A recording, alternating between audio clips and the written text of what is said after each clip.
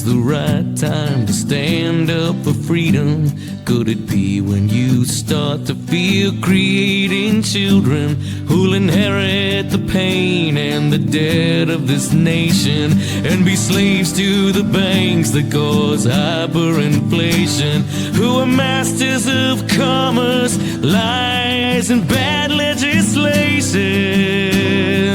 Whoa, if you looked in the eyes of 1,000 young children through fences of razors, their innocence stolen as the red flag of tyranny flies in the open, is that when you finally notice? Whoa, whoa, but I'm only a stranger here. I'm a long, long way from my home, and they say I can't change all the things I find strange, for what can one man do alone? Welcome to another episode of The Liberty Test. I'm joined today by fellow libertarian activists Rose Leatherman and Robert Schuon. Today's test is simple on the surface. Lately, New York City has seen a disturbing rise in retail crime. Assaults, robberies, organized thefts hitting small businesses hard, especially bodegas. Store owners have been speaking out, desperate for ways to protect themselves and their livelihoods. In response, Mayor Adams has proposed a simple, seemingly common sense solution: panic buttons. A discreet device store owners can press to summon immediate police assistance if they're being robbed or attacked. It's not hard to see the appeal. You don't have to be a politician or a public safety expert to sympathize with the basic impulse here. Give vulnerable people a lifeline. Help is just a button press away. Maybe it won't solve everything, but it's something. It's action in the face of growing fear. And sure, there are critics who say it's not enough. Some argue that panic buttons won't physically stop an attack that's already underway. Others worry that they might create a false sense of security.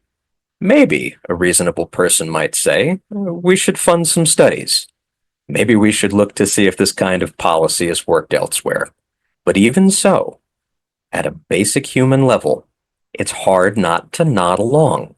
If crime is rising, if people are scared, if institutions are stretched thin, why wouldn't we give people a tool to call for help faster? It all feels very reasonable, very civilized, very grown up. But here's the thing. When you look closer, you realize this debate isn't really about whether panic buttons work or not. It's not even about crime rates or police staffing or store insurance. The real fault line runs much deeper, because at its core, this isn't a debate about tools. It's a debate about survival strategies. On one side, you have a philosophy that says survival comes from submission, de-escalation, trusting institutions to respond afterward. Better to endure the crime, survive, and let the system pick up the pieces, rather than risk making things worse by acting on your own. On the other side, you have a philosophy that says survival demands agency, that in the critical moment of danger, it's the individual's ability to act that determines life or death, not a system that arrives minutes too late and then only to handle the paperwork. And these two visions, they don't politely disagree. They are fundamentally incompatible. So today, the real question we face on this episode of the Liberty Test isn't, are panic buttons a good idea? It's something much harder. In a moment of danger, who do you trust to protect life? The system or yourself? And I know this audience, and I know this panel, we're libertarians. Of course, our reflexive answer is ourselves, obviously. But think seriously about the average person today. Are they smart? Are they good under pressure? Are they skilled with firearms or even trained in handling conflict? Or are they likely to do something dumb? Something that turns a bad moment into someone's last moment. So think hard. Should our culture here in New York encourage submission to avoid escalation, or empower individuals to defend themselves, even if that carries real risks? Can a society even hold both instincts at once, or must it ultimately choose? And if so, which ideal passes the liberty test? So with that, I'll throw it to our guests. Well, I think first we should establish what the status position actually is for granting the state the monopoly on the use of force. The idea there is that we'll have certain penalties for committing certain crimes imposed by the state. These are voted on and imposed by our representatives that are democratically elected, and that anyone who commits a property crime, such as by stealing, they'll all be given proper due process. If convicted, they'll get the same sentence, and it'll be proportional to the crime. The argument against allowing people to defend their property themselves is that in a society where people are responsible for their own self-defense and their own defense of property, we'll have a society that devolves into vigilante justice. We'll have minor crimes, such as someone stealing a pack of gum, resulting in effectively the death penalty. People will get shot because a store owner saw them stealing something. And you mean like selling illegal cigarettes on the street? Is that what you're talking about? Well, I thought we were against that being lethal. I mean, in practice, well, there's theory and then there's practice. Yeah. So in theory, the argument is that if people are responsible for their own property defense, we'll have a society where most crimes end up ultimately punishable by death, because it's not like a store owner is going to have the resources to properly arrest and detain someone and hold them until the state police can get there. And so, yeah, either they let the person go, they chase them down and beat them up, or they shoot them, or something to that effect. Well, I actually disagree with that. Like, I disagree with those conclusions for sure. Well, I do too. I'm just giving the argument that someone who's against allowing people to defend their own property would give. And they'll also argue that, okay, and also guns are dangerous. You could have it used against you. You have accidental gunshots. And then there's also the argument that human life is more important than anything else. Like, okay, yeah, it sucks that your property was stolen, but is that really worth taking someone's life over? Like, can't you get insurance on it? They'll take care of the losses, but it's still most important that we preserve human life. No, this is where I think libertarians fundamentally disagree with the people who believe in the state power, because all of the things that you've been talking about state power. from the statist point of view, from the state power point of view, assume that people are incompetent and barbaric, and that is cannot be further from the truth. Okay, the problem as I see it is that people have become trained to be passive, trained to have the daddy complex, if you will, where they don't want to be responsible. Like, you can train people out of being responsible, just like you can train them into being responsible. Well, yeah, I mean, when you're a kid, like, you're taught, don't take matters into your own hands, go tell a teacher and they'll take care of it. Like, this is ingrained from a very young age. And then when the bully comes up and beats you, hold on a minute. You just created a picture in my mind of everyone walking around with a little, button like on their wrist. Every time they feel in any way upset, they could just push the button. The panic button. Right. I mean, this is where it's gotten, honestly, has gotten so out of hand. Because again, my contention here is that let's say it straight out. Leftists believe that people are bad, incompetent, bullies, anything that could be a negative, and that they need to be restrained by some higher power. Interestingly, that's where we've had this discussion before about religion, and that is a self-restraint, because your higher power would in that case be God. We obviously don't have time to get into that subject today, maybe another day. But then it trains people out of reasonable defense, okay? And you don't have to shoot somebody. That's, just because you have a gun, it's not necessarily required. It depends on the person, on the circumstances, on your own responsibility. And there have been how many incidents where people, responsible gun owners, have saved and retrieved situations from going bad by being there and defending whatever. I mean, malls. It's been other cases defending their own families. So, as libertarians, our point of view is you have the absolute right to defend yourself, your family, and your property. Like, that's part of what our platform says, is that individuals have the right to defend their things. The responsibility part is also there.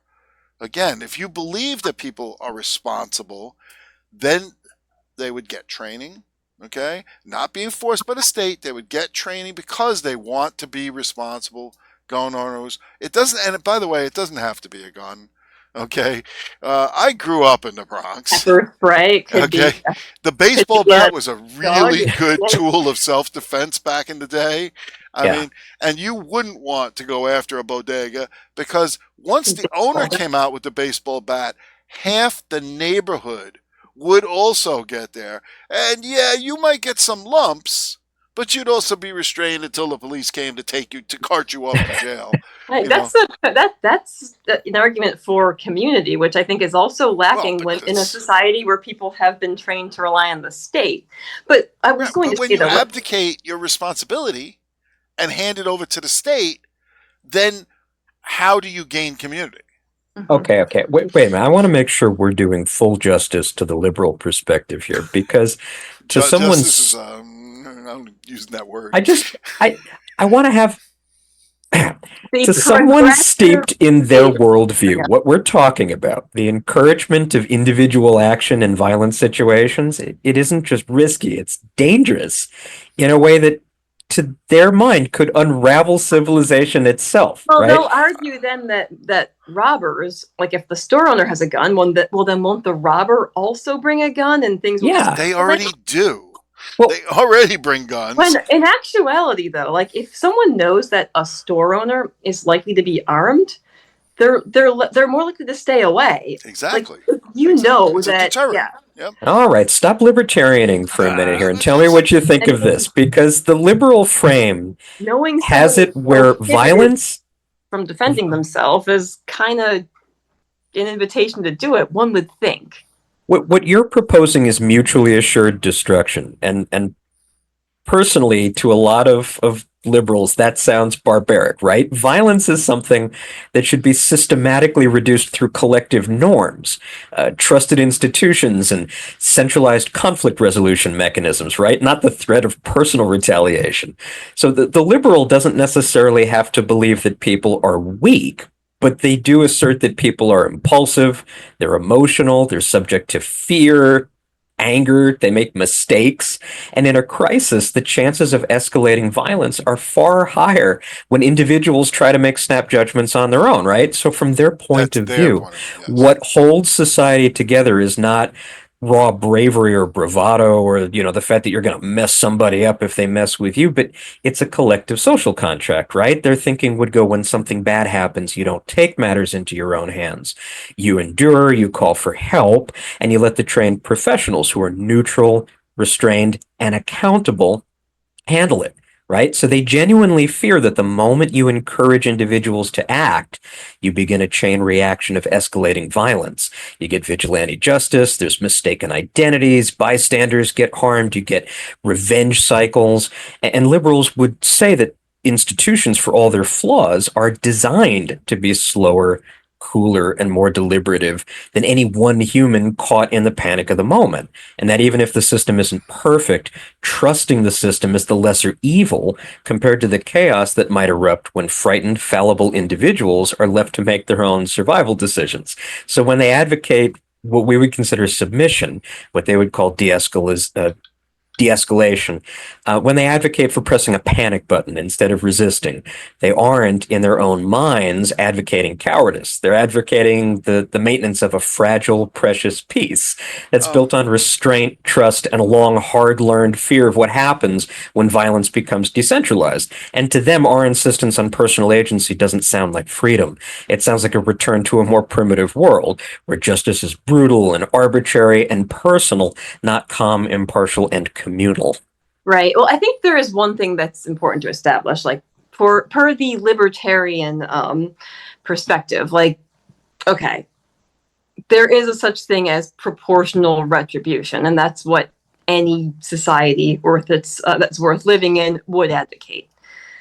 For example, there is a point at which retaliation becomes an act of aggression in and of itself. Like, for example, someone steals a pack of gum from your store, you tell them to stop, they don't stop, and they go running off with it. It would generally be considered not an acceptable response to gun them down. It would be considered an acceptable response to maybe grab them and grab the pack of gum away. Or if they escape, like, take note of their address and send a neutral arbiter to say, okay, you're being your personal insurance agent, which I got into that in a previous episode. In a stateless society, most people would probably have some type of liability insurance that they carried. You're being sued this much, otherwise your rates are going to skyrocket and you'll be ostracized from the rest of the community. You've also been banned from this establishment. Like, there are proportional responses. So allowing people to handle their own self-defense does not necessarily mean that you're going to have chaos and you're just going to have people shooting each other over minor disagreements or minor scuffles. Well, let me invoke our platform 3.1. Individuals have the right to use reasonable and necessary force. But then it says, including the use of weapons to protect themselves, others, and property, and therefore have the right to keep and bear any arms.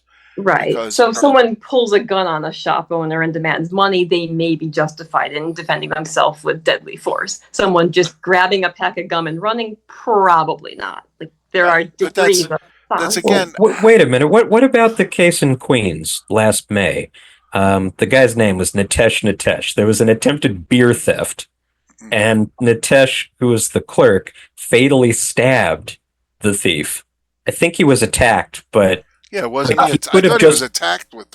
Was this the guy? Couldn't he have just de-escalated and refused to stop the guy from stealing the beer? The guy who was charged, someone attacked him. Like a guy was angry that his EBT card was declined, and he starts just beating the crap out of the bodega worker, and the guy eventually pulls out a knife and stabs him, and he was still charged with murder. I know that Nitesh was released without charges, and that was on a self-defense justification. Right. Okay, might be a different case then. Because still being arrested and missing weeks of work because you can't afford your bail and having to retain counsel and go through the whole process, the process itself is the punishment, even if they're ultimately released. Well, there was Johnny Gomez Cordero in November in the Bronx, who was a bodega worker. He shot an armed robber in the foot using a firearm he claimed to have found in the store's bathroom. And although the shooting was in response to what I think was considered an immediate threat, they still charged him with weapons possession due to the illegal status of the firearm. But that's because New York does that on purpose, because their goal here is to take away legal guns. That is the plan. That is absolutely on purpose. So New York is one of the municipalities that they don't care how you ended up with this unlicensed firearm. All they care is that you had it. It's if you found it on the street, you are literally at risk of being arrested. And if you do, it's a mandatory minimum sentence of a year, Yeah. which is, again, complete nonsense. It makes no sense whatsoever. Yeah, self-defense is basically illegal. It's banned. Yeah, it's banned. in Even New York. just getting things like pepper spray is difficult, and you have to really prove that it was in self-defense too. Yep. Like a person who has just been violently assaulted should not have to go through the whole process of proving that they were acting in self-defense. Like, I know, okay, you don't want people to be able to assault someone and then claim self-defense. So I understand like the logic behind the investigation, but there are cases where it's very clear cut, yet the person still has to go through the whole process. They still have to spend thousands of dollars they likely don't have on legal counsel. They likely could still deal with an arrest and having to pay bail money. Look at the soldier on the subway. Going back to the proportionality point, though, that you raised, Rose, because I think this deserves not to get lost in the larger conversation. Are there cases where the right thing to do is to let the theft happen and then to do whatever needs to be done after the fact, with insurance or writing a report for law enforcement? Like, even in a libertarian society, wouldn't we argue that if someone is stealing a beer or a pack of gum, that it's wrong to tackle that person and fight for that property, and then in the process escalate to what becomes a situation where you might need to use lethal force to defend yourself? Right, because like most stores will still likely have insurance of some sort, and like there will probably be regulations from the insurance companies saying like they're not going to cover you if you're the type that's going to use violent force to defend your property. Like, so for example, if you try to stop a thief and you end up getting into a fight with them, odds are your insurance rates are going to skyrocket because now you're a liability.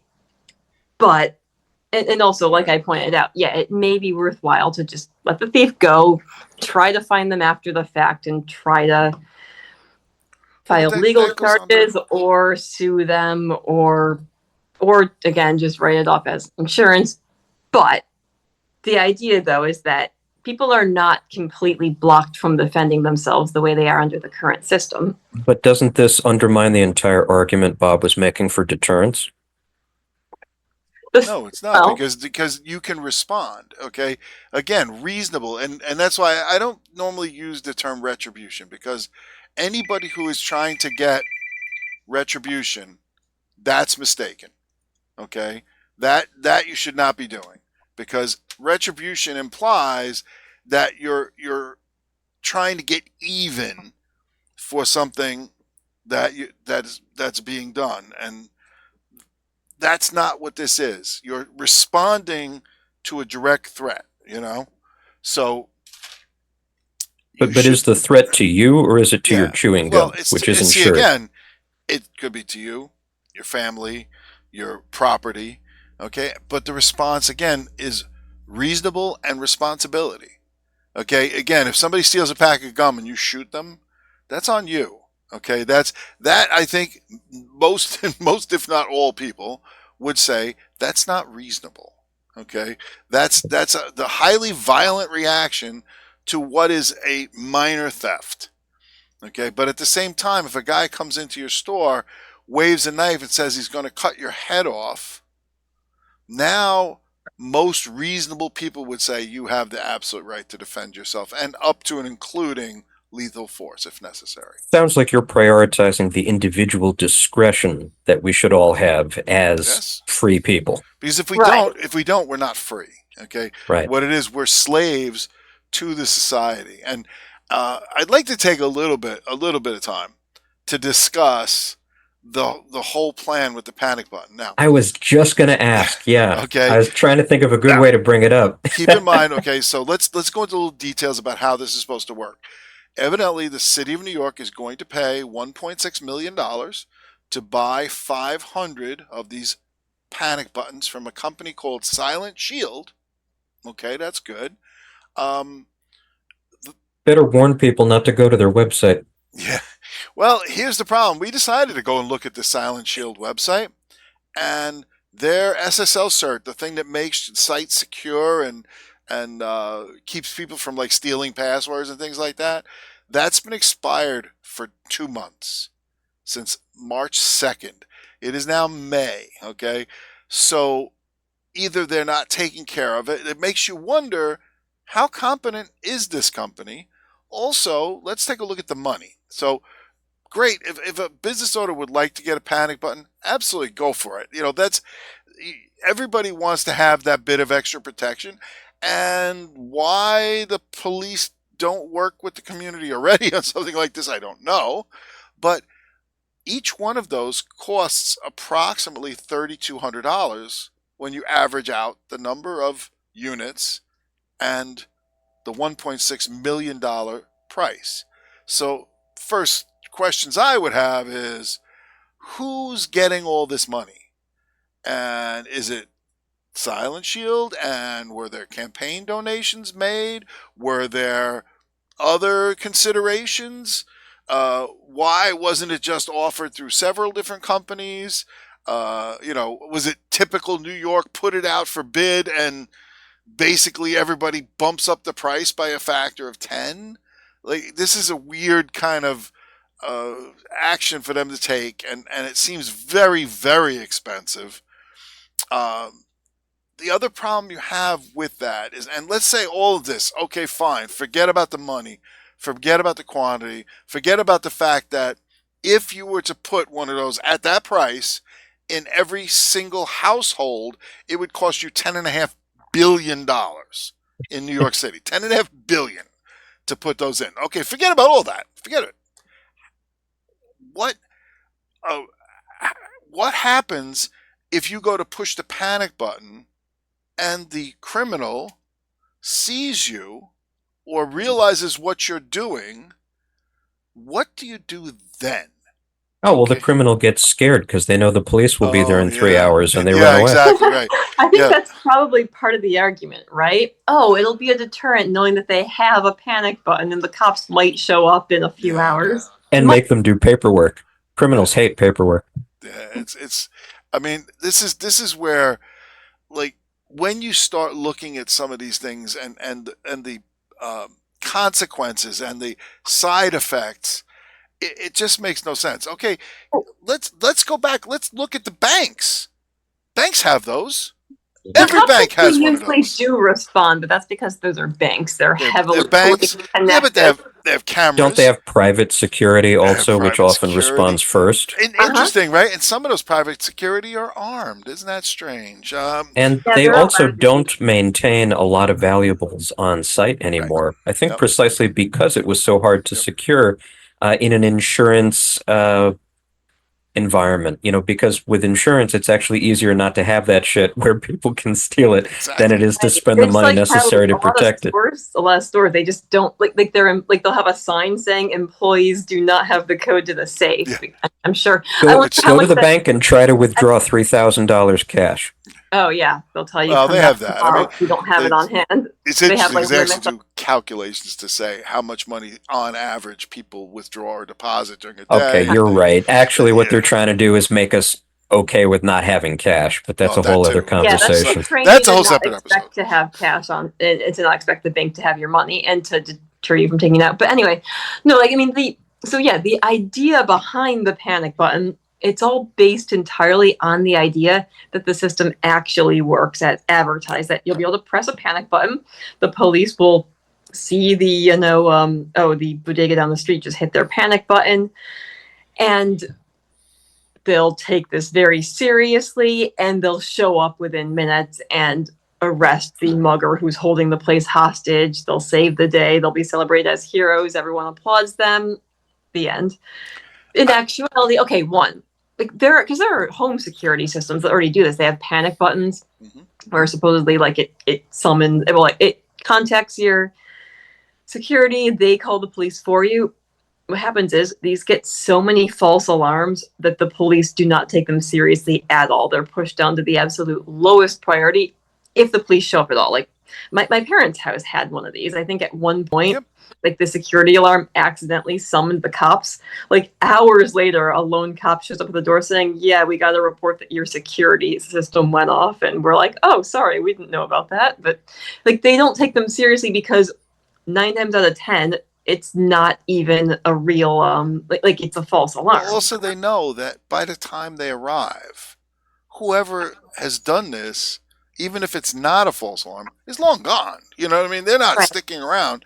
And also, the out here, if you give more than like one false alarm, they bill you $400 Huh. for a false, for which again, But Bob, that sounds like a market fix to a problem. A yeah, panic button has to be somewhere where it's easily accessible so you can discreetly press it, but like that means it's going to be in a place where it can easily be accidentally pushed. pressed. Yep. All right, so let me ask you guys, I think I know what you're going to say, but let's be clear. Can systems ever realistically respond fast enough in a true emergency? Ironically, 50 years ago, maybe. And I'll tell you why. Before cops put all their resources into solving victimless crimes and just Well, being that's revenue one. generated for the state, setting up Yep. like So we just need more funding to have more cops and give them more no, military we equipment? need fewer Get them laws. out of the cars. There used to be a police officer that walked your street. He was somebody everybody knew. He was somebody you could go to so that he was right there. Now what ends up happening is that you have, 5 or 10 patrol cars for an entire precinct. That could be a half mile or even a mile square area. And what they do is they what do they call it? It's like a drive-by. They just kind of like, okay, and how do you see anything from a 30-mile-an-hour moving car? How do you respond to it? And even when you're called, I mean, the idea that's put up there is that, well, it's quicker to respond with a vehicle. Well, if the officer was on the same street as you, it's a kind of a different story. But I again, think that might make sense in a place like Manhattan, but there are other municipal areas that are so spread out. Like my brother's a police officer in a county which is right, but this just is what we're sprawling. talking about, because it's interesting because the more you get into a rural area, the more it seems to be you have the right to defend yourself, because guess what? It takes time for the police to arrive. And even a perfect response time. You look at Manhattan response times for police, fire.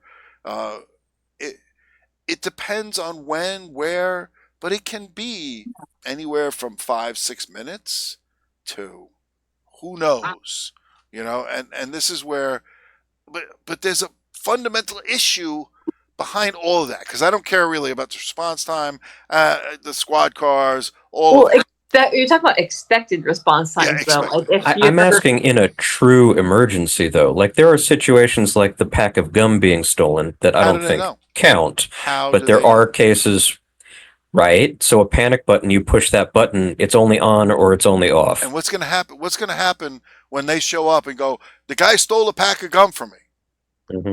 Okay. Yeah. They're never going to come back to your place. Like, it's going to be a deterrent to the police to show up. Okay. And well, not only that, but I mean, and then again, even like they're not going to okay, maybe it was something valuable. What are they going to do? Cops already do very little when it comes to stolen property. They'll write a report, which may be useful if you need to make an insurance claim. They do not track down stolen property unless you do like all their work for them, find out exactly who the person was and give them this information on a silver platter. Maybe they'll, if they need to meet their arrest quota, maybe they'll do something about it. But cops are completely useless when it comes to stolen property because there's no real, like, it's unlikely that they'll be able to find the person. It's unlikely they'd rather prove it. Then you've got to prosecute it. Like all of those things, you have to find the person, you have to find the property, you have to make sure that you could prove that it was yours. Then you have to prosecute them in the Manhattan criminal justice system, which they'll argue, "Oh, he gave it to me," and then the cops will be like, "Well, it's a civil matter. You'll have to take them to civil court because he's telling me that you gave it to him consensually, and it's just a contractual issue between you two." Like, yeah. And so in that case, is a robbery a real emergency that even needs the police, or is it just an inconvenience? What if you get the same guy coming back 5 times a week, 10 times a week? Well, then that would probably elevate it, right? But I'm just But- saying that if there's an entire category of events that we would consider crimes, but that police just honestly would be wasting their time to even be interacting. But see, with. there's the problem. Okay, it's not the police officer's choice. Mhm. Okay, this is the part that most average citizens don't understand, is that the police are not there to protect you. They have said so. The Supreme Court has agreed with them that they are not there to protect you. They are there to enforce the law. Okay. Yeah, well, The problem there are is, laws against theft. well, but they don't have the, but again, they're overwhelmed. And Yeah. my point is that none of this even matters. And I'll tell you why. Well, Because- that's a realization people have to come to, that the cops aren't actually there to protect you, let alone your property. They're there to enforce the law, which is an abstraction of a very high order. So Okay. in that case, what are the risks of teaching people to always wait for rescue instead of acting themselves? Well, it makes Yeah. them passive. They're sheep with the wolves outside is what's happening, and that Well, from the state's perspective, is that a risk or is that a well, benefit? that's a benefit as far as the state's concerned, because that's what they want. They don't want people to defend themselves, and this is the core of the argument: is that People is that- can know that that's an option, because what if it gets turned on the state someday? Like, you don't Exactly. want This your is- subjects to know but- how to defend themselves. You Whether- want declawed cats. whether the So state where does real wants social us order to come defend from? ourselves, though, that is an innate right. You have the right to defend yourself. You have the right to defend your family. You have the right to defend your property. The state could say no, and New York does that in a very extreme manner, because again, the first thing they do is make you the criminal, and Uh-huh. they do You have that. a duty to retreat if so. Yeah. They do that to So if try we- and prevent you from defending yourself.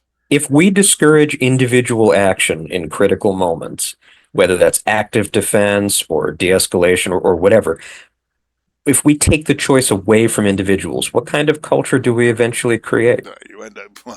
You end up with what the left screams about will happen if people were to defend themselves. You end up with chaos. You end up with look a at San situation Francisco. Look at where- what's going on there. This is a perfect microcosm example of, we're not going to let anybody defend themselves. We're not going to the police, because it's too difficult. We're not going to bother. We're just going to make it. If it's under $1,000, we're just going to let it go. And So is what real happens- safety? You end Go up ahead. with a situation where, okay, the people who actually obey the dictates of the state don't defend themselves, but okay, They what usually types, die. of people, They- what types of people don't obey the law? Oh, the ones who already weren't going to obey the law. Okay, there's like, it's not a coincidence that some of the most high crime, high gun violent cities are the ones with the strictest gun control measures. Yep. Because criminals have no problem getting guns. It's just the law-abiding citizens that don't have them. And then you also end up with a situation like what we already are seeing in New York City, where a person can be set on fire on the subway and allowed to burn to death. The people who are supposed to be there to protect us don't do a damn thing. You end up with a situation where a store owner can be stabbed to death and is not allowed to defend themselves. But if a store owner does a single thing to try to defend their property or themselves, they get charged with murder or assault or whatever. What ultimately happens is most people just pack up and leave. Okay, you have stores where, yeah, they've lost so many businesses. Other stores, like, they'll have like a security guard by the door who keeps the door locked, and they'll let in like a few people at a time, and then they'll have to like unlock the door to let you back out after you've made a purchase. They've had to find workarounds to the matter of doing business when they can't defend their property. Your with products any are all behind support. locked cases. Oh yeah. So it sounds Oh, like yeah, we're that's actually true. creating a culture which feels like a police state, but without any of the actual safety. Yeah, that's Pretty pretty much, much it. Yeah. So is real safety something that can only emerge from decentralized decision making, where individuals get to decide how they act? Well, it has to be, because it's one thing if you decide to contract somebody else for your defense. You want to hire a security guard or a private security company, police, whatever you want to call them, okay?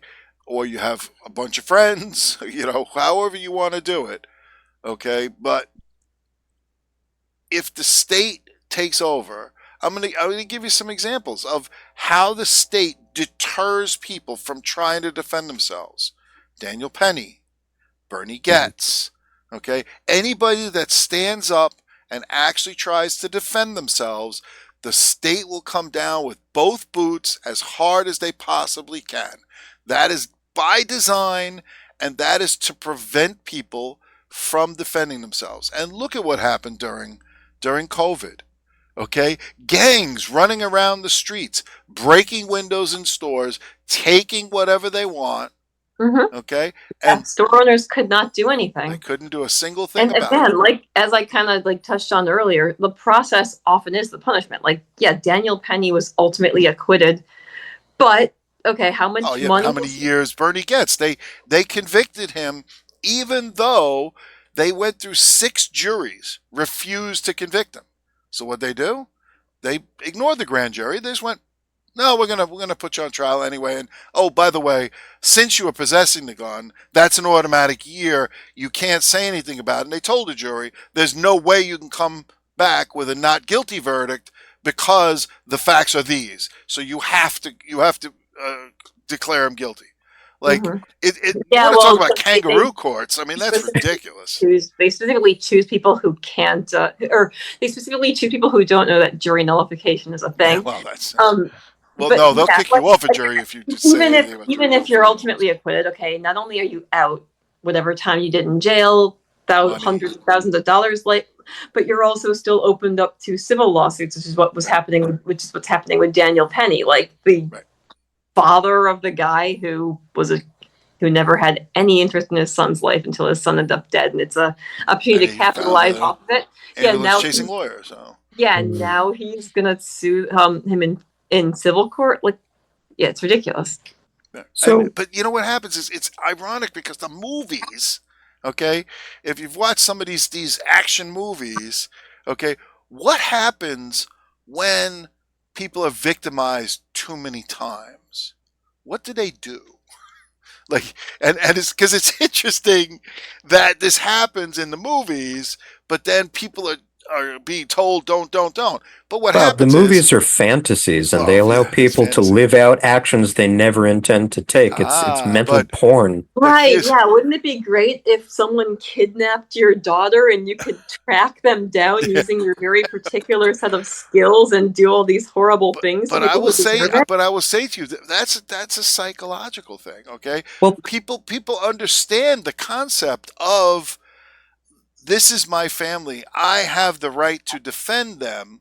And the movies put this out there because this is just a movie, it's fantasy.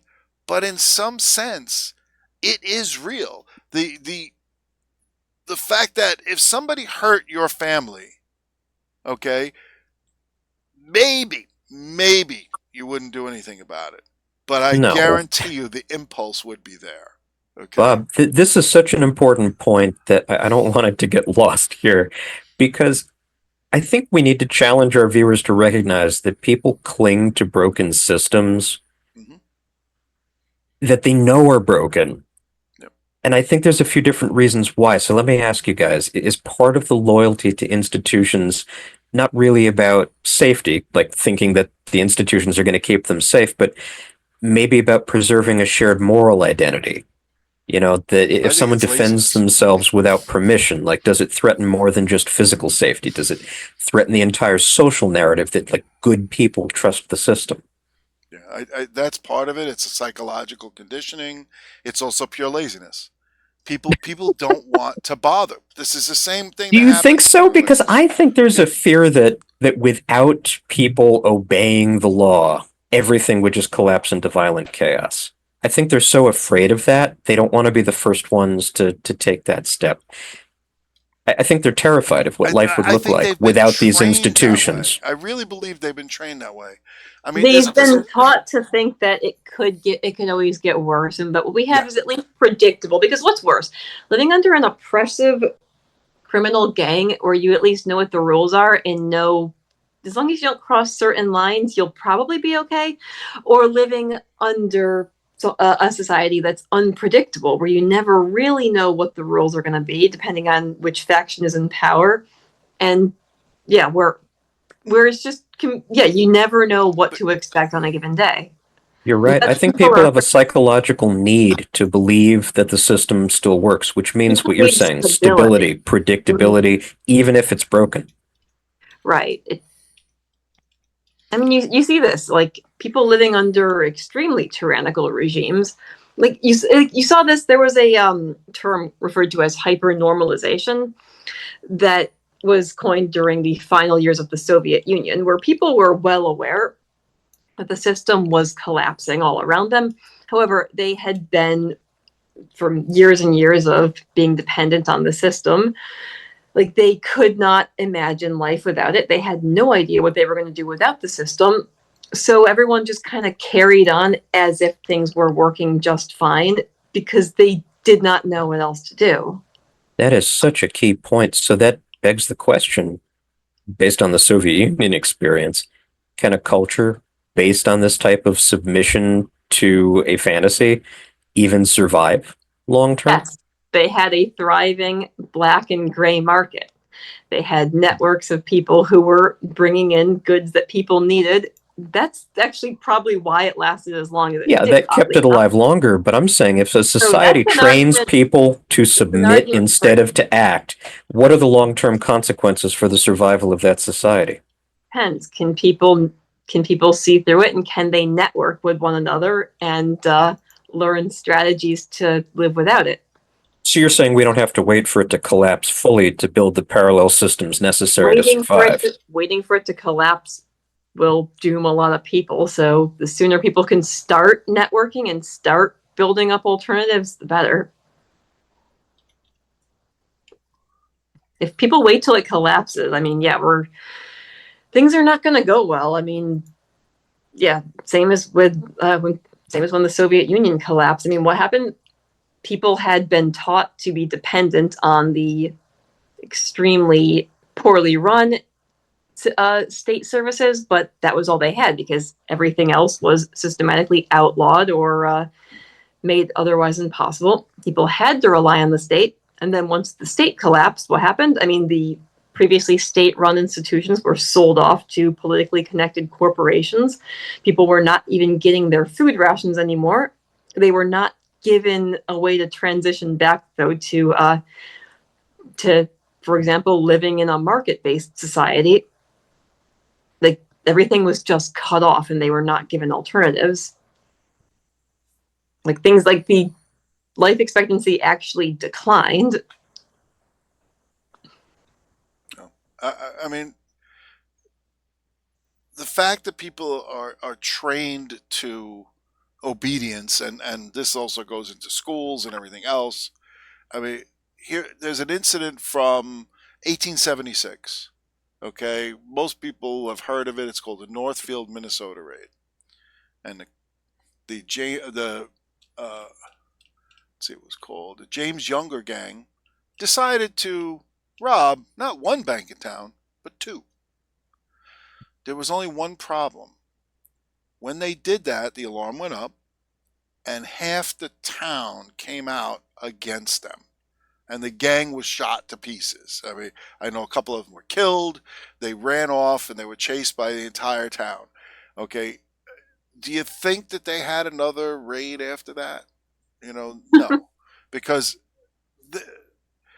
deterrence works. Okay, here's a scenario: whole block of houses. Okay, on the left side. For a fact you're a robber. Okay, or a violent criminal, or a child molester, or a rapist, and that every single house in that row, no one has firearms, none. The other side of the street, on the right-hand side, every single house has firearms. Which house will you go after? Which side of the street? Right. I mean, robbers actually have a whole process that they use to select which houses. Like, Low-hanging fruit. yeah, things like they'll go by things like if your car has a Republican bumper sticker, they're less likely to rob you because they assume you're more likely to have guns. They're right. Or like even just something minor, like having like rose bushes near your windows so they'd have to, wade through a sea of thorns to get in. Like just minor things that it can be enough to make them say, you know what, not worth it. I'm gonna go with the easiest house. Like, so yeah, like anything that suggests that you might be able to defend yourself, or anything that just offers a minor inconvenience. Yeah, it's all like, you don't have to be, for example, you don't have to be the fastest zebra to avoid being eaten by the lion. You just have to be faster than the slowest one. You have to be the second slowest.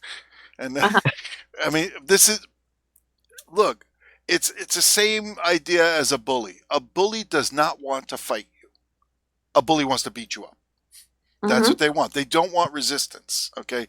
They don't want any hassle because they just want to get your stuff. They want to do whatever evil it is that they're doing, because I will argue that this is evil, okay? Because you're hurting other people, you're stealing their stuff, you're damaging their families, doing unspeakable things. And in the end, okay, if no one resists, then those bad impulses win. And there has to be some kind of a deterrence, okay? I'm not a big one for MAD, the mutually assured destruction, but there does have to be some kind of deterrence. Is that if we were to disband our military tomorrow, what would happen in a week or so? Okay, we would have nothing, and we would have no protection. But nobody argues against that aspect of it. But yet, if an individual decides they want to defend themselves, all of a sudden it becomes a whole different equation. Well, oh no, you can't do that. Well, why not? Why not? And all the courts in the world, all the tyrannical governments and corrupt governments in the world can tell people that they're not allowed to defend themselves.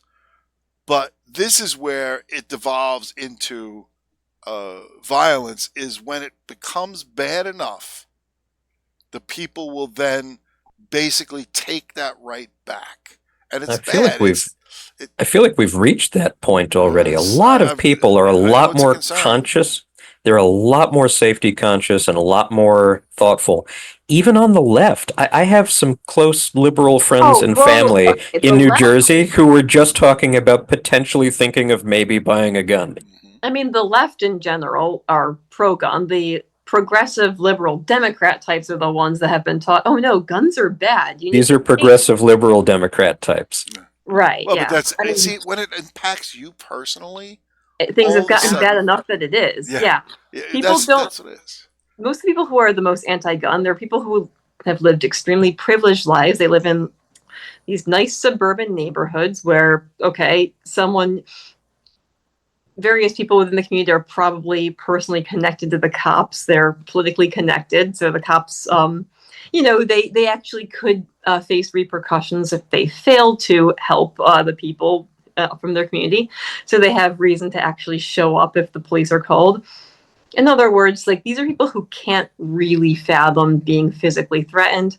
So they get to hold all these luxury beliefs about, how, human life is sacred. Of course you shouldn't be able to shoot someone who breaks into your house if they just want your stuff. Like, okay, these are luxury beliefs. Mm-hmm. That all goes out the window. Yeah, once it's your house. Once it's your house and you realize, how helpless you feel when someone breaks into your house. You have no idea what their intentions are. Like, I remember, reading an essay by this college professor who used to be super anti-gun. Like, he was of the belief that no civilian had any reason for ever needing to own a gun, until one day he was walking back to his car and was mugged and then beaten unconscious by a mugger who was angry that he didn't have more cash on him. And then he came to the realization, hey, you know what might have really helped me there? A gun. Then he became a huge advocate for like responsible gun ownership and concealed carry laws. It's interesting, the movies these days, they always try and pretend. They have all these movies where the people are getting chased and threatened and they're desperate and they're afraid. And I keep looking at them and I'm like, gee, wouldn't it be nice if you had a gun right about now? It's a mindset. I really think that it's a mindset. And like you guys were both saying earlier, the state wants us to be passive sheep. But if people at this point in our audience are persuaded that maybe the pro-liberty, pro-agency perspective has even some merit, I think they need some direct next steps, some actions that they can take. And I think it would start with building the mindset. And I think that starts with maybe just a little situational awareness and some mental rehearsal. So you would practice mental walkthroughs just in ordinary environments, like you're sitting in your office like I am, and you're like, if violence erupted here, what are my exits? What are my options? Don't assume that you're going to be rescued by the state, because most likely won't. Because most people are going to freeze. People need to first come to the realization that the state will not protect them, and then they need to start coordinating with other people to form their own defense networks. And also, like you were saying, forming basically plans in case something happens. Like, okay, how am I going to get out of this? Because how am I going to get out of this? Because I'm probably not going to be rescued. Well, we need to train people to move from frozen fear to clear decision making under pressure. And that is a skill that you cannot learn in the moment. Although some people are good under pressure, most people need to be trained, because you fall to the lowest level of preparation. And I think that requires people taking courses on this stuff. It could be something as simple as, taking a jujitsu class. Simple. It's not simple, but that's the sort of thing a good class will teach you. It doesn't have to be a martial art. It could be a situational awareness training course. But I think martial arts would be better, Krav Maga, firearms training, whatever. And all of these things typically include de-escalation and conflict resolution too. So it's not like we're teaching people or telling people they need to go out and learn to be Rambo. They also need to be more active in the community, because if you have friends, if you have people okay, you are much more likely to get help from the group of people that are physically closest to you at that moment.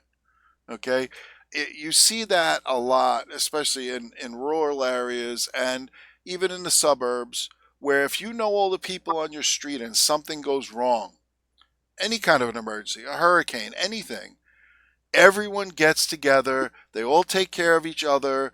By the time they came around, we had 10 days without power during one of the hurricanes. Guess what? The trees were already cut up that were across the street, because we came out. Everybody came out. They took care of their own stuff. They let the municipal services know what needed to be fixed. This is down. But they were there for each other. You need some power? Okay, I'll lend you my generator for a few hours so you can keep your fridge going so that everything doesn't spoil. But this is so important. Let me see if I can summarize what I'm hearing from you. You're saying you can shift the culture by speaking openly about being a responsible part of your community. You can normalize conversations about self-reliance, about skill building, and preparedness with friends and family, right? And so I would go even one step further than where you're going, although I interrupted you, so maybe you're going to get there. But like, I would push back gently but firmly when people instinctively say something like, just comply, don't resist, let the system handle it, right? Well, here's the thing. By the time somebody breaks down the door, if you haven't already done some preparation, it's too late. It's far too late. And basically, you're going to be a victim, so you might as well just curl up in a ball, take whatever they're going to do, and hopefully they won't kill you. Well, in that case, then, what do you think people who are going to take an active role in their self-defense and in their communities should do to learn about what is legally permissible in New York? Because obviously you have to know, not much. Things like duty to retreat, castle doctrines, the stand your ground laws. Well, maybe they could get some legal insurance. We at least have castle doctrine. If someone breaks into your house, you don't have to retreat from your own house. There are actually places where technically you do. Yeah. Yeah, But I Well, think I'm not saying we're going to give them the legal advice. I'm not a lawyer, but I'm we're saying, not like, lawyers, but you should. what could they But yeah, do to educate themselves? learn what your rights are. So Yeah. yeah, because that'll probably inform your decisions on what you decide to do. Have you guys heard of the USCCA or CCW SAFE? Yeah, those are the concealed carry. There's also what is it? The Gun Owners of America. The what was the one I just saw it the other day? Larry, that was the one that Larry got the good rating from. The was it the GOA? You got me there, but I know there's a lot of good YouTube videos, and even in an authoritarian regime like New York, there really are resources that people can look into. Maybe if some of our audience know of good ones, they can post it in the comments. If I would also say that if you know something in your own local community, you could become the resource for the people to share and also, to. if you're going to buy a gun, if you're intending to buy a firearm, okay, it is on you. Get training, go to classes, practice, do all the things so that you could become a responsible firearm owner, because that's on you. Okay, Yeah, it's funny story. I'm a professional dog behavior consultant. I deal with things like breaking up dog fights and stuff like that on a regular basis. But when I was new to this, I attended a seminar on one way to break up a dog fight using an air horn, right? Nice, loud, non-violent method of breaking up a dog fight. So I bought one and I had it in my bag with me in like a little fanny pack when I was out hiking. And I'm on the trail and I see this guy like 20 yards ahead. He's got his dog and I'm walking with my dog. And I wave and he waves and we're getting closer and closer. And just as we get too close to like get away, he goes, "Wow, I'm surprised my dog's okay with your dog. He usually hates other dogs." And at that exact moment, his asshole dog grabs my dog by the throat, flips him over on his back, and he's got him pinned to the ground. So what do, Mr. Professional? I reach into my pouch and I pull out my air horn. But what happens? The squeezy part that makes the noise go breaks off. And now I'm getting sprayed with like freezing cold liquid air, whatever it is that's in there. And my fingers are cold, and my dog's getting the shit beat out of him. Luckily, I had a hiking stick, and I was able to pry the other dog off of him, and nobody got hurt. But like, you're only as good as the training you had. It doesn't matter if you go out and get a fancy tool or if you've taken the seminar. You have to practice. You have to practice a lot. It's like anything. A gun is a tool. It is a tool that you use to defend yourself. And if you don't learn how to use that tool, what's the point? You could have the fanciest machine in the world, but if you're not trained to use it, it's useless. It's a bunch of scrap metal sitting in the same thing. Same thing with a firearm. If you have a firearm and you don't know how to use it and you don't know when is the appropriate time to use it, when you shouldn't use it, which is just as important, okay, then it's just a lump of metal and you're just kidding yourself carrying it around. And that's, there are so many people that are willing to help you. Those local gun clubs, they're not gun nuts. There are people who believe in responsible firearms ownership, and they will teach you, here's how to use it, here's how to properly be able, because keep in mind, when you get attacked or there's some incident that happens, it happens in a split second. Okay? You're going to be there. There's going to be so much adrenaline running through your system. Okay? Only having good, solid training is going to make you do the right thing with that weapon. If you're not understanding that, then you're not buying a firearm for the right reasons. I agree. And I think that we can create networks of capable people, like you're saying, who support each other. And that doesn't just involve individuals or neighbors. I think people should also identify local businesses and movements that are behind this idea. You can patronize stores, for example, which allow you to conceal carry, right? You can find local which is unfortunately not. Yeah. So I think we've kind of brought this back to where we started then. Okay, panic button is probably not going to do anything because it involves relying on the state. What needs to happen? People need to be trained and prepared in how to defend themselves and their property. And we need to start building community who will help with mutual defense of one another and of property. And it's, we're not saying, that the having a panic button is not, it's just another tool but don't rely on it to save you in an emergency. It's something that, is a great thing. Let's say you were legally armed with a firearm, so you could legally defend yourself. Hey, now it's a great tool because you can summon the police while you're defending yourself. This way, by the time they show up, you can hopefully either drive off this person or get them to put their head on their hands and lay on the ground, whatever. Okay. But to basically spend all of that money on something that by itself has very, very little effect, it's just not, it's not economic. Like, it's just kind of throwing money. Again, New York loves to throw money at problems. If it would just throw some solutions, that would be nice. Problems that they created. I mean, they create the problem, they sell you the solution. I mean, that's kind of a state in a nutshell. That's kind of a whole discussion. We've covered a lot of ground already today, and I think it's clear that the debate about panic buttons was never really about panic buttons at all. Self-defense and defense of property and the right to do so rather than having to rely on the state to solve our problems. It was about a fundamental choice between two survival strategies. There's the one side that says safety comes from submission, from minimizing conflict at all costs, from trusting distant institutions to restore order after harm is done, from believing that real civilization demands individuals surrender their right to act for the good of the group. And we need to be honest, that vision, that dream of orderly, nonviolent, centrally managed peace, isn't born from cowardice or stupidity. At least I think it's born from a deep hope that humanity can transcend its violent instincts if only we can perfect the science of government. In many ways, it's a beautiful and very attractive ideal. And I think most people who embrace it aren't secretly wishing that they could act, but they're too scared. I think, like you said, they've been raised inside a world where submission to institutions is seen as the highest form of moral responsibility. These people believe that trusting authority isn't weakness, it's virtue. They believe that individual action, even in defense, is the first crack in the social order, not the foundation of it.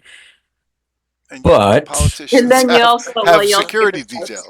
We also get the types who know it doesn't work, but they also realize that if they take matters into their own hands, they're the ones who are going to get in trouble. So they try to make do with what they have. Well, ideals must be they must be tested against reality, and you're describing the nuance of it. But honestly, when violence comes, it's not nuanced. It doesn't show up in debate philosophy. It doesn't care about our social theories or anyone's vision of a perfect order. In the real world, survival favors those who act, and freedom belongs to those willing to risk it. So true liberty isn't just the right to use force, it's the right to judge for yourself how best to act when the time comes to defend what matters, to fight, to flee, to de-escalate, to resist somehow without having that decision made for you by distant authorities. So trusting institutions after the fact is not liberty. Trusting yourself isn't guaranteed survival either, but it's the only path that keeps you free. So even though some will say if we're just willing to surrender our freedom, we might be safer, I think history and human nature teach us the opposite. So giving up agency doesn't eliminate danger. It just guarantees that when danger comes, you will have no choice and no chance. And that's the real question behind today's Liberty Test. I think I'm about ready to wrap it up. It's not just which survival strategy sounds better, it's which survival strategy actually works when it matters most. So which one passes the Liberty Test? The one that trusts free people to act, the one that accepts risk, the one that demands courage, not just hope. So if you're persuaded that agency matters, don't just think it. Learn when to fight, learn when to flee, learn to think under pressure, know your rights, practice your judgment, and wherever you go, carry yourself like someone who trusts themselves, not the system, to make the call when it counts. Freedom demands more than belief. It demands the courage to live by it, even when it would be easier not to. And with that, we'll leave it there for this episode of the Liberty Test. Thanks again to my guests and to all of you listening for being willing to put not just ideas, but deep survival instincts on trial. Until next time, stay sharp, stay free, and maybe even stay dangerous. Where will you be when the order is given to censor your mind as free speech is forbidden, as martyrs for peace from the world will be driven away by the sound of a bellowing thunder and choke on the blood of a dream going under? As arrogant men tear up our Constitution, and from every direction we cry revolution, standing together and without permission, soldiers for truth in the war of attrition, the love of our country as our ammunition.